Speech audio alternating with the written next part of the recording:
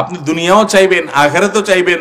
হ্যাঁ, দুনিয়া হালাল উপার্জন করে যদি আপনি কোটিপতি হয়ে যান কোনো অসুবিধা নাই। আল্লাহর অনেক বান্দা আছেন কোটি কোটি টাকার বিজনেস হোল্ডার, অনেক বড় বড় পদে আল্লাহ নিয়ে গেছেন, অনেক বড় বড় সরকারি কর্মকর্তা আছে, ব্যক্তিগতভাবে আমি চিনি অনেক বড় বড় কর্মকর্তা আছেন, এক পয়সা জীবনে করে দিন 2 নম্বর পথে কামান নাই। আল্লাহ এরকম বহু বান্দা এখনো আছে, পরিমাণে কম, এই সংখ্যাটা বাড়াতে হবে, সেটাই আমাদের দায়িত্ব। মুশকিল হলো আশপাশের লোকজন, সমস্যা হলো আশেপাশের লোকজন। আপনি সৎ থাকতে চাইবেন, অন্য সবার কথা বাদ দেন, আপনার বাপ মাই বলবে বাবা এভাবে কি দুনিয়া চলে রে বাপ, অমুকের ছেলে দেখোস না বাজারে জমি রাখছে, ক্ষেত খামার সব কিনে ফেলাইতেছে, হ্যাঁ, দোতলা করার পর 3 তলার জন্য রড বাইর করে দিছে, দেখোস না। এসব কে বলে? নিজের মা বাপ বলে। এই জন্য মা বাপকে নিয়ে তাদের সাথে বেয়াদবি করা যাবে না। পায়ের কাছে বসে চোখের পানি ফেলে একটু মা বাপকে বলবেন, মা গোটা দেশ কিনে ফেললাম, দিন শেষে জাহান্নাম আমার ফয়সালা হলো, এই দেশ যেটা কিনে ফেলছি এটা নিয়ে তো যেতে পারবো না মা। ওই কাপড়ের কাপড়, ওখানে পকেটও নেই, কাপড়ের কাপড়ে কি নেই, পকেটও নাই যে কিছু নিয়ে যাব মা। কিসের জন্য? আমি অবৈধ উপার্জন করব, নাতিপোতারা ভাবসাব নিয়ে রাস্তাঘাটে ঘুরে বেড়াবে, আর মুগুর আমার পিঠের উপরে পড়বে। এর চাইতে বড় গাধা, এর চাইতে বড় বেকুব আর নির্বোধ আল্লাহর জমিন আর কে আছে? মা বাপকে বুঝাতে হবে, মা বাপকে বুঝাতে হবে অবৈধ উপার্জনে স্বাদ আছে, বুঝি। খুব আলিশান গাড়ি নিয়ে, বাড়ি নিয়ে, চকচকা ভাবসাব ধরতে ভালোই লাগে, বুঝি, কিন্তু এটার একটা জ্বালা আছে। জ্বালাটা কি জানেন? জ্বালাটা হইল সবাই যখন আপনারা বলে হাজী সাহেব এত টাকা মাহফিলের জন্য দিচ্ছেন, বলেন মারহাবা, সবাই বলে নারায়ে তাকবীর, এসব যখন বলে না, হাজী সাহেব তলে তলে তখন চিন্তা করে, হায় রে কত মানুষের রক্ত চুষায় নেই, টাকা আমি দিছি, আমি জানি। তোরা আমারে নারায়ে তাকবীর আর মারহাবা দেস, আমি তো দিন শেষে টিনসুর আর গমসুর।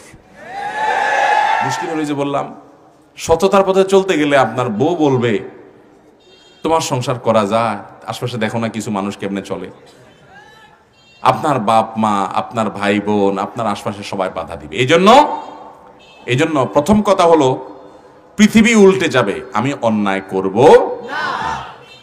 আমার খুব বেশি গোশ ভাত খাওয়ার দরকার নাই, অল্প অল্প ডাইল ভাত খাবো। মনে রাখেন, কিছু লোক আছে কোন রকম কুড়ের ঘরে থাকে। আমি এরকম বহু লোককে ঢাকা শহরে দেখছি যে একটা টিন শেড বাড়ি আছে, বেচারা বিল্ডিং করতে পারে নাই, কম দামে জায়গা পাইছে, একসময় কিনছে, টিন শেড বাড়ি করে আছে, অনেক বড় সরকারি কর্মকর্তা ছিল এর মধ্যে আছে, অথচ তার সহকর্মীরা অনেকে আছে ইয়া বড় বড় বিল্ডিং একটার পরে 5টা হাঁকায় বসে আছে, 4-5টা বাড়ির মালিক ঢাকা শহরে।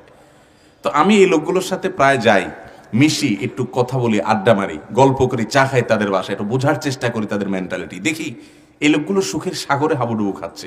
সাগরে তো আর হাবুডুবু খায় তো মানুষ কষ্টে, মানে সুখের সাগরে ভাসছে তারা।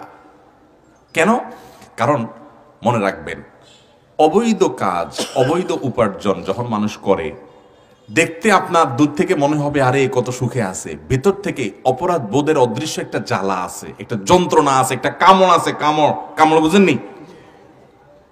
কারণ হচ্ছে সে জানে যে দিন শেষে চোর, দিন শেষে ডাকাত। একজন আমার এক খুব ক্লোজ মানুষ এখনো বেঁচে আছেন, অনেক বয়স হয়ে গেছে, একদম শেষ মুহূর্তে, উনি একসময় ম্যাজিস্ট্রেট ছিলেন।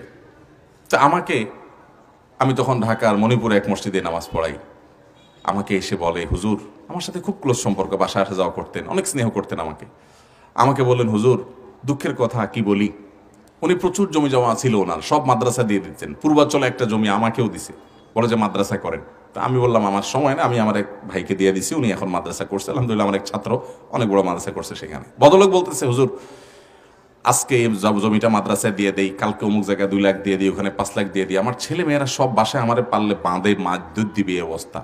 বলে যে দান সদকা সবাই করে, এটা কোন ধরনের দান সদকা? একসাথে পুরো গোট জায়গা ধরে দিয়ে দিচ্ছ, তুমি সব টাকা দিয়ে দিচ্ছ, কিছু দান করো, কিছু আমাদের জন্য রাখো, তুমি যেভাবে শুরু করছো তাতে কিছু রাখবা না, এটা কিরকম দান? পোলাপান সব আন্দোলন করে।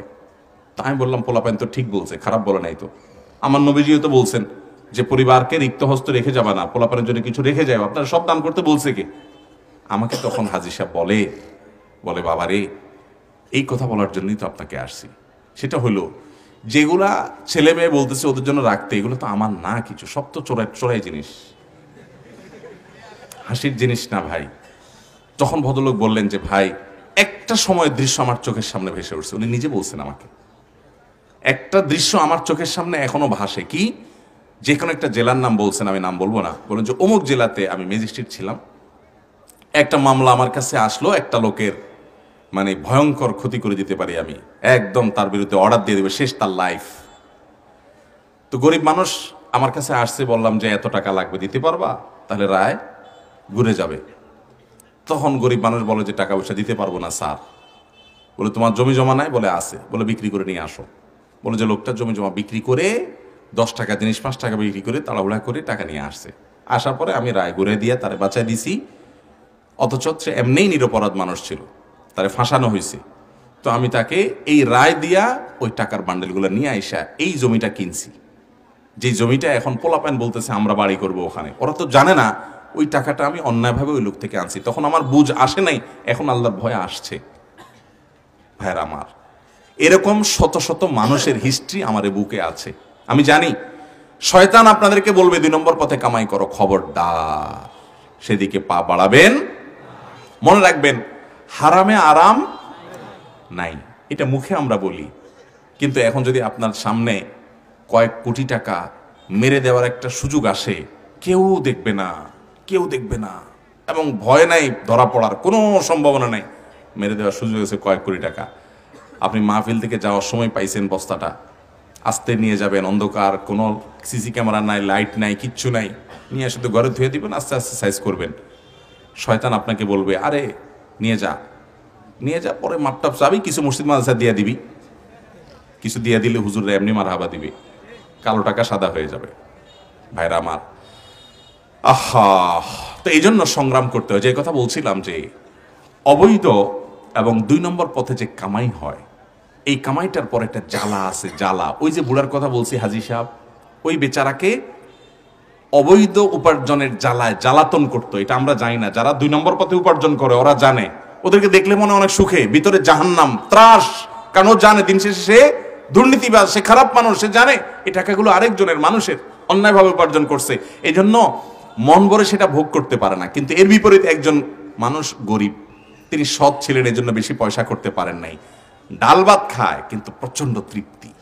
কারণ তার মনের দিক থেকে এই সাপোর্ট আসে যে আলহামদুলিল্লাহ আমি কখনো 2 নম্বর পথে কামাই করি নাই, একটা বল থাকে।